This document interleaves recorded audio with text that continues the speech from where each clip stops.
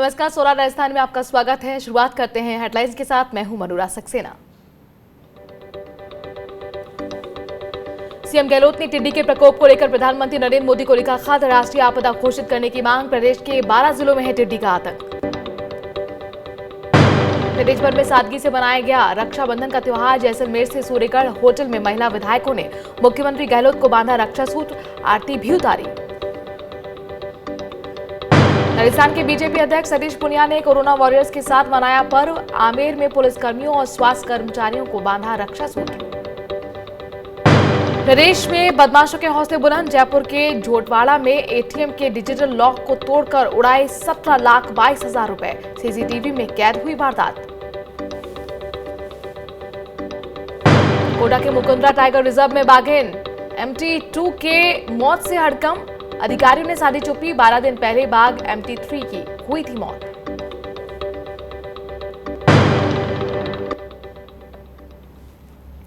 तो सोराट राजस्थान में अगले आधे घंटे सूबे की सियासत से लेकर हर खबर आपको हम दिखाएंगे जो आपके लिए जरूरी है। हम आपको बताएंगे कि विधायकों ने बाड़ेबंदी के बीच रक्षाबंधी का पर्व कैसे बनाया। वहीं मुख्यमंत्री गहलोत ने पीएम को क्यों पत्र लिखा है। साथ ही आपको दिखाएंगे कि किस नेता ने कोरोना वॉरियर्स को रक्षा सूत्र बांधा। फिर आपको राजस्थान की राजधानी जयपुर लेकर जाएंगे। इन दिनों बदमाशों के हौसले वहां बुलंद हैं। इसके साथ ही बात होगी कोटा के मुकुंदरा रिजर्व की भी, जहां बाघ भी सुरक्षित नहीं है।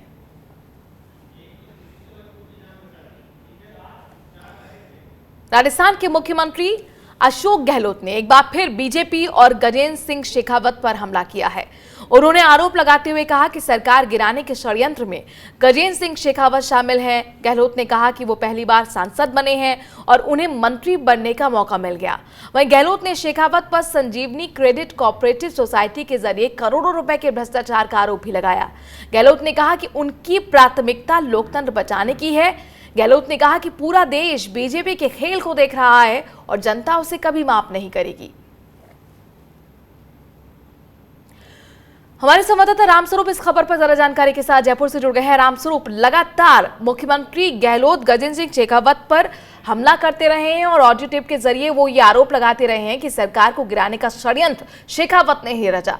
लेकिन आज जो ये नया आरोप है संजीवनी क्रेडिट कोऑपरेटिव सोसाइटी के जरिए करोड़ों रुपए के भ्रष्टाचार का, मामला बताइए क्या है। देखिए, ये आरोप भी काफ़ी दिन पुराना है और मैं बता दूं कि संजीवनी क्रेडिट कोऑपरेटिव सोसाइटी के जो निदेशक हैं उनके द्वारा, निदेशक जो ग्रुप है उनके द्वारा प्रदेश में 300 करोड़ से ज़्यादा की ठगी की जा चुकी है। देश के कई राज्यों में उन्होंने ब्रांचें खोल रखी थी और जो मुख्य जो उसके निदेशक थे वो गिरफ्तारी भी हो चुकी है। लेकिन इसके निदेशक मंडल में बताया जा रहा है कि इनका भी जुड़ाव है, जिसके लिए मुख्यमंत्री अशोक गहलोत ने कहा है। तो साफ तौर पे हाईकोर्ट ने कुछ दिनों पहले आदेश भी दिए हैं कि इस मामले की जांच की जाए। गजेंद्र सिंह शेखावत की किस तरह की भूमिका है या उनकी नहीं है, तो उसकी जांच की जाए। जांच के आदेश भी हो गए हैं। तो इसको लेकर के मुख्यमंत्री अशोक गहलोत ने 2 दिन पहले भी आक्रमण किया था और आज फिर कहा है कि जिस व्यक्ति ने इतने बड़े घोटाले किए हैं, इतने बड़े घोटाले में जिनका नाम है, हाईकोर्ट जांच के आदेश दे चुकी है, तो ऐसे लोगों के खिलाफ अभी तक प्रदेश जो राष्ट्रीय जो पार्टी है भाजपा, उन्होंने अभी तक कार्रवाई क्यों नहीं की, केंद्र सरकार ने कार्रवाई क्यों नहीं। और आज साफ तौर पे ये पहली बार ये कहा है कि ईडी को, सीबीआई को और इनकम टैक्स को छापा इनके यहाँ पड़ना चाहिए, जहाँ पड़ नहीं रहा है, और जहाँ नहीं पड़ना चाहिए वहाँ पे पड़ रहा है। तो साफ तौर पे कह सकते हैं कि आज मुख्यमंत्री अशोक गहलोत ने दोबारा से केंद्र सरकार को भी घेरा है और साथ में गजेंद्र सिंह शेखावत को भी दोबारा से घेरा है। लोकतंत्र की दुहाई देते हुए किस तरह से बीजेपी पर निशाना साध रहे हैं मुख्यमंत्री गहलोत, सुनिए उनको। दुख इस बात का है कि रक्षाबंधन के दिन भी हमारे माननीय विधायकों को घर जाने से वंचित होना पड़ा। इस बात का मुझे दुख है और ये क्यों परिस्थिति बनी आप सबको मालूम है। हमारी सबकी प्रायोरिटी है देश में लोकतंत्र मजबूत बने। हम सबके देशवासियों की हो, प्रदेशवासियों की हो, हर व्यक्ति की प्रायोरिटी है और डेमोक्रेसी बचाने के लिए सब कुछ किया जा रहा है। राजस्थान में सियासी उठापटक के बीच मुख्यमंत्री गहलोत और उनके समर्थक विधायकों ने जैसलमेर के सूर्यगढ़ होटल में ही रक्षाबंधन का त्योहार मनाया। इस मौके पर पार्टी की महिला विधायकों ने उन्हें रक्षा सूत्र बांधा, उनकी आरती की। वहीं मुख्यमंत्री गहलोत ने भी विधायकों को होटल में लंच दिलाया और विधायकों ने लजीज व्यंजनों का लुत्फ उठाया। इससे पहले रविवार शाम को मुख्यमंत्री गहलोत सूर्यगढ़ के होटल में पहुंच गए थे। पहले गहलोत गुट के विधायक सूर्यगढ़ होटल में ठहरे थे, लेकिन उनमें से कुछ विधायकों को गोरबंद होटल में ठहराया गया है। आपको यहां बता दें कि रविवार रात में गहलोत ने विधायकों के साथ बैठक भी की थी। इससे पहले विधायकों को जयपुर के जैसलमेर शिफ्ट किया गया था। रेजिडेंट एडिटर संजय बोरा इस खबर पर हमारे साथ ज्यादा जानकारी के साथ जुड़ गए हैं और इस खबर के मायने उनसे हम समझने की कोशिश करते हैं। संजय, आप हमें ये बताइए कि ये सूर्यगढ़ होटल के बाद अब नया जो होटल है गोरबंद, वहां पर कुछ विधायकों को रखने के पीछे क्या वजह नजर आती है? देखिए, इसकी कोई खास वजह नहीं है। कुछ विधायक पीछे रह गए थे और हो सकता है कि सूर्यगढ़ में इतने इंतजाम नहीं हो। मुझे एग्जैक्टली जानकारी नहीं है कि वहाँ कितने कमरे हैं, लेकिन चूंकि विधायकों की जो संख्या है उस हिसाब से हो सकता है कि एडजस्ट करने के लिए कुछ विधायकों को गोरबंद होटल में ठहराया गया हो। जी, पहले जयपुर और उसके बाद जैसलमेर और उसके बाद अब गोरबंद में कुछ विधायकों को रुकवाया गया है। हमारे साथ हमारे संवाददाता लगातार बने हुए हैं रामस्वरूप, एक बार फिर उनका रुख करते हैं। रामस्वरूप, आपके पास क्या जानकारी है कि लगभग कितने जो विधायक हैं वो गोरबंद गए हैं और कल जो मीटिंग हुई थी मंत्रियों के साथ, विधायकों के साथ मुख्यमंत्री की, उसका एजेंडा क्या था? उसमें क्या कुछ कहा उन्होंने? देखिए, जहां तक दूसरी जो होटल है गोरबंद पैलेस, उसमें रुकने की बात है तो हमें मालूम ये चला है कि करीब 8 से 10 विधायक उस होटल में रुके हुए हैं और बाकी जो करीब 80 के आसपास संख्या में जो दूसरे विधायक और मंत्री हैं वो सभी होटल सूर्यगढ़ पैलेस में रुके हुए हैं। और जहां तक बात बैठक की करें तो साफ तौर पे मुख्यमंत्री अशोक गहलोत बार बार इसीलिए मुलाकात कर रहे हैं और बैठक कर रहे हैं कि हम सबको, यानी कि जितने भी कांग्रेस के मंत्री हैं, बाकी विधायक हैं और जो निर्दलीय विधायक उनके साथ में हैं, तो वो सभी एकजुट रहें। जिस तरह के षड्यंत्र, यानी कि मुख्यमंत्री अशोक गहलोत खुद बार बार कहते हैं कि उनके पास दिल्ली से और कहीं से अलग अलग जगहों से उनके पास सूचनाएं आती है कि भाजपा के जो नेता है किस तरह का षड्यंत्र कर रहे हैं। तो इस तरह से वो खुद जाकर के बाकी मंत्रियों को और विधायकों को बताते हैं कि षड्यंत्र किस तरह का चल रहा है, किस लेवल का हो रहा है, ऐसे में किस तरह की सावधानी बरतनी है। इसी बात को लेकर के साफ तौर पे सभी से एक साथ मीटिंग की जाती है। और उसके अलावा जैसा हमें लगता है कि वहाँ पर दोबारा से भी वन टू वन मुलाकातें भी की जाती है कि अगर किसी विधायक को या किसी मंत्री को अगर किसी के मन में कुछ बात हो तो वो खुलकर उनको कहे, क्योंकि कई बार ऐसा होता है कि सामूहिक रूप से कोई विधायक या कोई मंत्री जो है अपनी बात शायद नहीं कह पाता। तो ऐसे में वन टू वन मुलाकात भी की जाती है ताकि किसी को मन में कोई बात हो, कोई शंका हो तो वो अपनी समस्या हो तो वो मुख्यमंत्री के सामने रख सके और उसका हल निकाला जा सके। जाहिर तौर पर रामस्वरूप, कोशिश यही है मुख्यमंत्री की कि सभी विधायकों को टटोला जाए कि मन में उनके क्या चल रहा है और एकजुट रखने की कोशिश लगातार मुख्यमंत्री गहलोत कर रहे हैं। हमारे साथ बने रहिए रामस्वरूप। संजय जी, आप भी हमारे साथ बने रहिए। राजस्थान के मुख्यमंत्री अशोक गहलोत ने प्रधानमंत्री नरेंद्र मोदी को पत्र लिखा है। उन्होंने पीएम को लिखा है कि वो लगातार उनका ध्यान टिड्डियों के हमले की तरफ आकर्षित करते रहे हैं और एक बार फिर पत्र भेजकर उनका ध्यान आकर्षित कर रहे हैं। गहलोत ने लिखा कि बीते साल राज्य के 12 जिलों की करीब 6,70,000 हेक्टेयर भूमि को टिड्डियों ने नुकसान पहुंचाया, जिससे किसानों को करीब 1,000 करोड़ का नुकसान हुआ, जबकि इस साल हालात और बिगड़ गए हैं। गहलोत ने लिखा कि टिड्डियों ने इस साल करीब 32 जिलों को अपनी चपेट में ले लिया है। उन्होंने विश्व खाद्य और कृषि संगठन के पूर्व अनुमानों का हवाला देते हुए कहा कि टिड्डियों का प्रकोप और बढ़ेगा, जो कि दूसरे राज्यों तक फैलेगा। गहलोत ने प्रधानमंत्री से अपील की है कि वो टिड्डी संकट को राष्ट्रीय आपदा घोषित करें। गहलोत ने पीएम को टिड्डी से प्रभावित देशों के साथ बात करके समन्वय बनाने और टिड्डियों के उन्मूलन के लिए कदम उठाने की मांग की है। रेजिडेंट एडिटर हमारे साथ संजय बोरा एक बार फिर जुड़ गए हैं। संजय का रुख करते हैं। संजय जी, आप लगातार चूंकि टिड्डियों के प्रकोप को लेकर हमें जानकारी देते रहे हैं और पिछले 2 महीने से ये प्रकोप किसान झेल भी रहे हैं, ये बताइए कि इस बार जो ज्यादा प्रकोप बढ़ने का अनुमान जताया जा रहा है, राष्ट्रीय आपदा घोषित करने की मांग जो मुख्यमंत्री कर रहे हैं, अब तक किस तरह की सहायता केंद्र की तरफ से इस मामले में मिल पाई है? देखिए मानो, इसके 2-3 पहलू हैं। पहला तो चीज जो आपने बात की टिड्डियों का नियंत्रण, तो उसके लिए इसके लिए मशीनें जो इंग्लैंड से मंगवाई जाने वाली थी उसमें 60 मशीनों का आयात किया जाना था, लेकिन वो पूरी मशीनें अभी आई नहीं है, शायद 15 के करीब आई हैं। और उसमें राजस्थान को जो मिली है वो मेरे ख्याल से 5 या 7 मिली हैं। 5 हेलीकॉप्टर इन्होंने उसके इस्तेमाल किए हैं और इसके अलावा 45 जो ट्रैक्टर्स वगैरह हैं उन पे मशीनों को माउंटेड करके और छिड़काव किया जा रहा है। दूसरा पहलू इसका यह है कि जो किसानों की फसल बर्बाद हो गई है, यानी कि ये जो प्रकोप चल रहा है ये पिछले 1 साल से चल रहा है। पिछले साल खरीफ की फसल भी खराब हो गई थी और अब आने वाले समय में रबी की फसल के लिए शंका जताई जा रही है। तो ये फसल का नुकसान राज्य सरकार को पूरा कर पाना उसके बूते की बात नहीं है, क्योंकि आप जानते हैं कि अब तो और भी ज्यादा हालत खराब हो गई है, ये जो आर्थिक संकट बना हुआ है इस कोरोना की वजह से। और तीसरा पहलू जिसमें तो केवल केंद्र सरकार के हाथ में वो ये कि वो अंतर्राष्ट्रीय स्तर पर इस मामले में बातचीत करे। पाकिस्तान और अफगानिस्तान में जहां पे कि इनके जो अंडे बन रहे हैं और वहां से इनका सारा जो बना हुआ है जखीरा वहां से आ रहा है, तो वो तो केवल केंद्र सरकार ही बातचीत करके अंतर्राष्ट्रीय स्तर पर उसको सुलझा सकती है, राज्य सरकार उसमें सीधे हस्तक्षेप कर नहीं सकती है। तो ये तीनों चीजें जो है, चाहे वो नियंत्रण हो, चाहे वो आप किसानों की नुकसान की भरपाई हो या अंतर्राष्ट्रीय स्तर पर इस मामले को उठाना, तीनों ही केंद्र सरकार के हाथ में आता है। शुक्रिया संजय जी हमसे जुड़ने के लिए। रामस्वरूप, आपसे ये जानना चाहेंगे क्योंकि टिड्डियों का जो हमला है कोई नया नहीं है, इससे पहले भी राजस्थान जूझता रहा है, तो आपसे हम जानना चाहेंगे कि केंद्र ऐसे में किस तरह की कोशिशें पहले करती आई है और इस बार क्या आपको लगता है जो राष्ट्रीय आपदा घोषित करने की मांग मुख्यमंत्री की है उसे केंद्र मानेगा?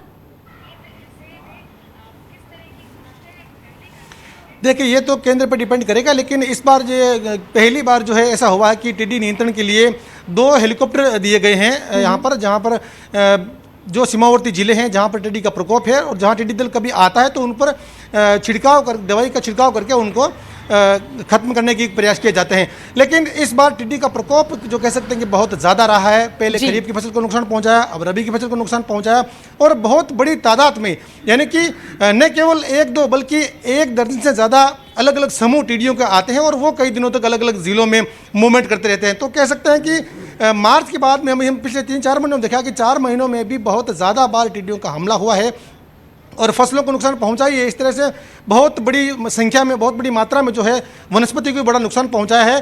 तो इस लिहाज से मुख्यमंत्री अशोक गहलोत के द्वारा पूर्व में भी पत्र लिखे गए थे प्रधानमंत्री नरेंद्र मोदी को और अभी एक और पत्र लिखा है और साफ तौर पर यही मांग की है कि इस टिड्डी के संकट को राष्ट्रीय आपदा घोषित की जाए। जाहिर तौर पर ये अब मांग जो है क्या केंद्र मानेगा या नहीं ये देखना महत्वपूर्ण होगा। साथ ही अंतर्राष्ट्रीय स्तर पर जो पाकिस्तान है, अफगानिस्तान से जहां से ये टिड्डियां आ रही हैं, क्या उनके साथ बातचीत के जरिए इस मसले का हल निकाला जाएगा, ये बहुत महत्वपूर्ण है समझना और देखना। शुक्रिया रामस्वरूप हमसे जुड़ने के लिए, तमाम जानकारी हम तक पहुँचाने के लिए। राजस्थान में सियासी संकट के बीच मुख्यमंत्री गहलोत गुट के विधायकों ने जैसलमेर के सूर्यगढ़ होटल में डेरा जमाया हुआ है। यहां से विधायकों के योग करने से लेकर ईद पर नमाज अदा करने की तस्वीरें सामने आ चुकी हैं। इसी कड़ी में 5 बार हिंडौन से विधायक रह चुके भरोसी लाल जाटव ने अपना जन्मदिन होटल में मनाया। इस दौरान केक काटा गया जिसमें मंत्री और विधायक शामिल हुए। जाटव के जन्मदिन की तस्वीरें अब सोशल मीडिया पर वायरल हो रही हैं।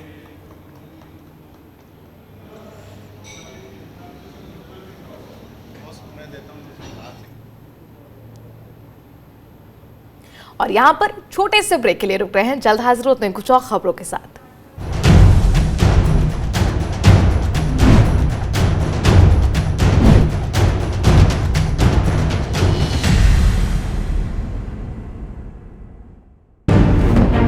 वास्तव में कोई डील होने वाली नहीं, डिप्लोमेटिक स्मूथनिंग का प्रोसेस चल रहा है। अमेरिका के पास है कुछ और ज्यादा कुछ बेचने को है नहीं। इन देशों ने बड़ी चालाकी से अपनी सब्सिडीज को ग्रीन बॉक्सेस में और दूसरे बॉक्सेस में डाल दिया जो कैलकुलेट नहीं होती। जिस बात को लेके WTO हम शामिल हुए थे वो ये था कि अमेरिका जैसे देशों ने कहा था कि उनके वो सब्सिडी हटाएंगे।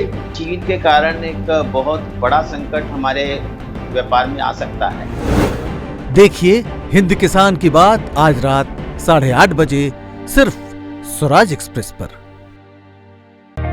सपने सच तब होंगे जब आप सपने दिखना शुरू करेंगे। ये शब्द हैं उस शख्सियत के जिसके सपनों ने दी इस देश को एक नई उड़ान, डॉक्टर APJ अब्दुल कलाम। और ऐसे ही हर स्टूडेंट के सपने पूरे करेंगे हम, under best guidance of expert faculty team. Admission open in science and technology, humanities, social science, arts and sports. Doctor APJ Abdul Kalam university, Indore. For the details, contact 1800-300-26072.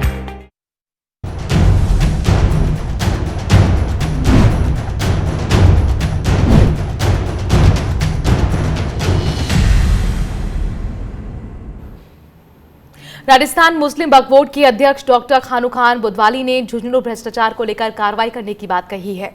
उनके मुताबिक वक्फ बोर्ड उन लोगों पर कड़ी कार्रवाई करेगा जिन्होंने घोटाला किया है। खानू खान ने कहा कि जिन जिन पदाधिकारियों ने जमीनें बेची हैं उनके खिलाफ केस दर्ज किए जाएंगे। इसके साथ ही उन्होंने कहा कि वक्फ बोर्ड की जमीन पर जो कॉलोनी बसाई गई हैं उसे खाली करना होगा या फिर नियमों के मुताबिक उन्हें बोर्ड का किराएदार बनना होगा। जो वक्फ बोर्ड की जमीन को जिन्होंने जहां जहां बेची है, चाहे आज से 20 साल पहले खरीदी खुर्द बुर्द करके, चाहे 30 साल पहले खुर्द बुर्द कर दी, उनको जमीन खाली करनी होगी। नहीं करेंगे तो आज की डीएलसी में वक्फ बोर्ड का उनको किराएदार बनना होगा, अदरवाइज उनको कब्जा खाली करनी होगी। राजस्थान सरकार ने प्रदेश के हर जिले में 2 दिन के दौरे पर प्रभारी सचिवों को भेजा है और इसी कड़ी में सीनियर IAS मंजू राजपाल झुंझुनू दौरे पर रहीं। इस दौरान सीनियर IAS मंजू राजपाल ने कलेक्टर UD खान और स्वास्थ्य विभाग के अधिकारियों के साथ कोरोना संकट पर चर्चा की, जहां पर प्रभारी सचिव मंजू राजपाल ने कोरोना पर काबू पाने के लिए झुंझुनू मॉडल की तारीफ की। उन्होंने कहा कि जिले में रिकवरी रेट अच्छा है और कम्युनिटी स्प्रेड भी इतना नहीं है। साथ ही उन्होंने कहा कि जल्द ही जिला अस्पताल में कोरोना टेस्ट के लिए एक और मशीन लगाई जाएगी, जिससे एक ही दिन में कोरोना मरीजों की रिपोर्ट सामने आ जाए। कलेक्टर साहब के मार्गदर्शन में कलेक्टर साहब SP साहब भी कल थे और संबंधित जो सारे अधिकारी हैं उनसे जो चर्चा की और जिस तरह का माहौल हम थ्रू आउट देख रहे हैं उसमें झुंझुनू अपने आप में एक मॉडल की तरह ही उभर कर आया है और आपके यहाँ पर जो स्प्रेड है अक्रॉस द डिस्ट्रिक्ट वो कम है, कंपैरेटिवली जो आपके लाइव केसेस हैं वो कम है, रिकवरी रेट काफ़ी अच्छी है और सबसे अच्छी बात यह है कि एक ही दिन में जो टेस्ट हैं उसकी रिपोर्ट इनको मिल रही है। जयपुर के झोटवाड़ा इलाके में बदमाशों के हौसले बुलंद हैं। यहां पर बदमाशों ने ATM के डिजिटल लॉक को तोड़कर सेफ में रखे 17,22,000 रुपए पर हाथ साफ कर लिया। सूचना मिलने पर पुलिस मौके पर पहुंची और इलाके में नाकाबंदी भी की, लेकिन बदमाशों का कोई सुराग नहीं लगा। बताया जा रहा है कि बदमाशों ने लूट की वारदात को अंजाम देने से पहले CCTV कैमरों पर केमिकल का स्प्रे किया, लेकिन उनकी यह चालाकी काम नहीं आई और पूरी वारदात CCTV कैमरे में कैद हो गई। फिलहाल बैंक अधिकारियों की शिकायत पर मामला दर्ज कर जांच शुरू कर दी गई है।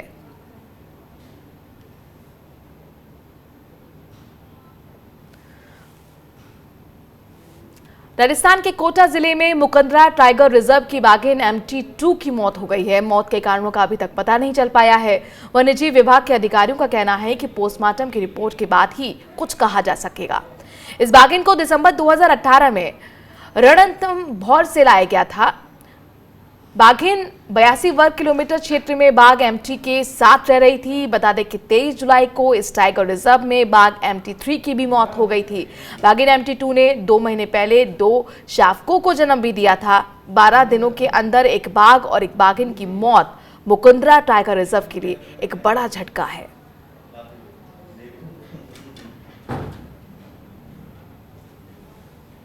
राजस्थान में कमजोर पड़ रहे मानसून के बीच सावन के आखिरी सोमवार को राजधानी जयपुर में तड़के हुई झमाझम बारिश ने लोगों को खुश कर दिया।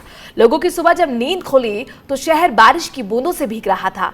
हालांकि मानसूनी गतिविधियां कमजोर पड़ने के साथ ही प्रदेश के ज्यादातर हिस्सों में बारिश की गतिविधियां कम हो गई हैं। मौसम विभाग के मुताबिक इसके चलते पश्चिमी राजस्थान में कुछ इलाकों के तापमान में बढ़ोतरी हो सकती है। वहीं पूर्वी राजस्थान में एकाध इलाके में हल्की बारिश की संभावना है।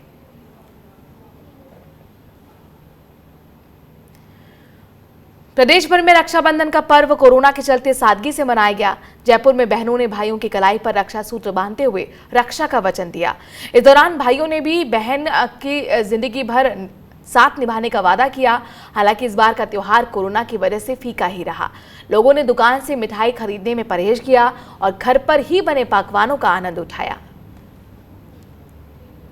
साल भर में ये त्यौहार आता है तो हर औरत यही चाहती है कि वो अपने घर जाए, लेकिन आज का मौसम देखते हुए कई फैमिलीज के लिए थोड़ी सी वो प्रॉब्लम हो गई है शायद। तो असर दिख रहा है हमको मार्केटिंग के ऊपर। इस टाइम मार्केट आधे से ज़्यादा खाली था और लोग अच्छे से परचेजिंग नहीं कर पाए। कुछ ट्रांसपोर्टेशन की वजह से भी लोगों को दिक्कत हुई, कुछ मौसम की वजह से अभी बारिश जो स्टार्ट हो गई उसकी वजह से भी दिक्कत हुई है लोगों को, और मार्केट पे बहुत ज़्यादा असर पड़ा है। हमारी जो डेली जो लाइफ है उसके ऊपर बहुत फ़र्क पड़ा है। इस टाइम इससे हमें फ़ायदा भी हुआ है कि हमने जो है मिठाइयाँ वगैरह घर में बनाई हैं। हमारी लेडीज़ ने घर में खूब मेहनत करी है और ये मिठाइयाँ घर में प्रिपेयर हुई हैं। इस टाइम मार्केट से मिठाइयाँ हमने कम ली हैं। इससे पहले रक्षाबंधन के मौके पर मुख्यमंत्री अशोक गहलोत ने ट्वीट कर प्रदेशवासियों को बधाई और शुभकामनाएं दी हैं। मुख्यमंत्री ने ट्वीट कर कहा है कि भारत की सामाजिक एवं सांस्कृतिक एकता का प्रतीक ये पर्व भाई बहन के पवित्र रिश्ते और भारतीय संस्कृति में बेटियों के महत्व को दर्शाता है। कलाई पर बंधा रक्षा सूत्र हमें सदैव बेटियों और बहनों के सम्मान सुरक्षा के लिए प्रेरित करता है। वहीं राजस्थान की पूर्व मुख्यमंत्री वसुंधरा राजे ने भी प्रदेशवासियों को रक्षाबंधन त्योहार की शुभकामनाएं दी हैं। उन्होंने ट्वीट कर कहा कि भाई बहन के पवित्र रिश्ते की अटूट डोर और अथाह प्रेम के पर्व रक्षाबंधन की सभी देशवासियों को हार्दिक शुभकामनाएं। राखी का यह त्योहार भारतीय संस्कृति में पारिवारिक मूल्यों और सामाजिक सद्भावना को बनाए रखने की सीख देता है।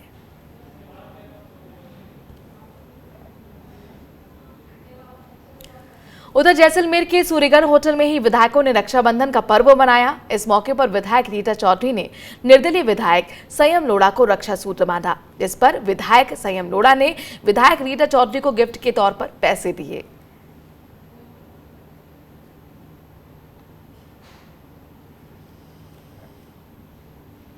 उधर जयपुर में बीजेपी प्रदेश अध्यक्ष सतीश पूनिया ने अपने विधानसभा क्षेत्र आमेर में रक्षाबंधन का पर्व मनाया। इस दौरान उन्होंने कोरोना वॉरियर्स पुलिस कर्मियों और स्वास्थ्य कर्मियों को रक्षा सूत्र बांधा।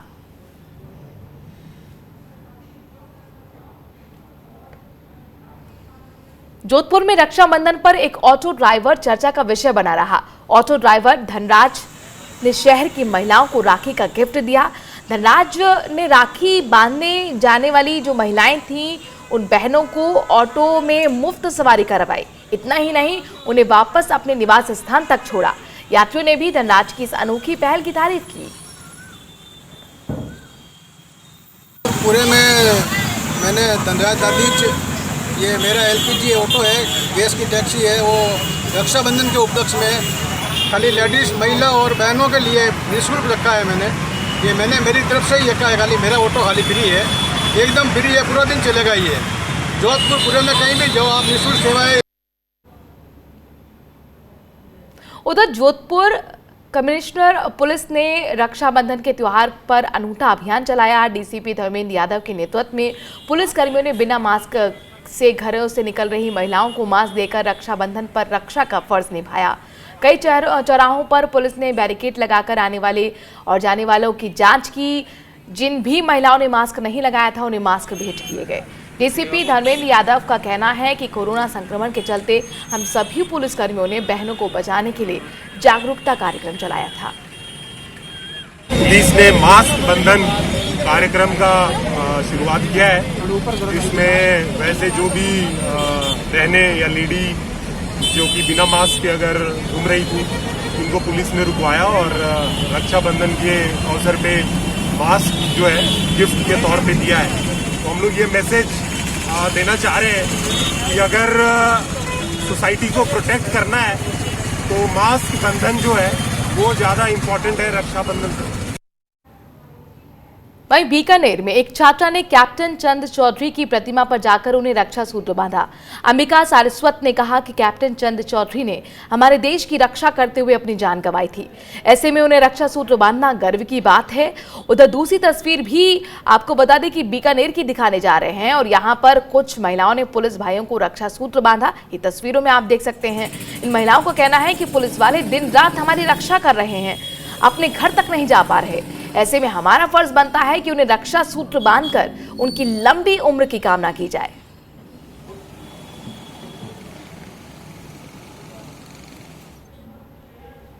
रक्षाबंधन पर अब बात करते हैं उन बहनों की जिनके भाइयों ने ना जाने कितनी बहनों की रक्षा करते हुए देश के लिए सरहद पर कुर्बानी दी।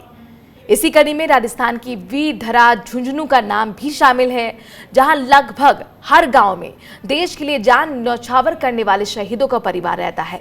यहां रक्षाबंधन के दिन बहनें अपने भाई को जिंदा देखते हुए शहीद की मूर्ति के साथ रक्षाबंधन का त्योहार मनाती हैं।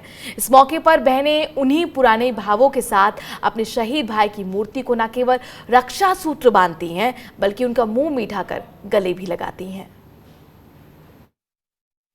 मैं ससुराल में अगरबत्ती करूं दोनों टाइम, धूप धामना, और मेरे भैया न कोई भी घर पर चीज लाऊं तो पहले मेरे भैया को खिलाऊं, फिर मेरे बच्चा को खिलाऊं। स्वराज राजस्थान में आज के लिए इतना ही। वक्त थोड़े से ब्रेक का है, देखते रहिए स्वराज एक्सप्रेस।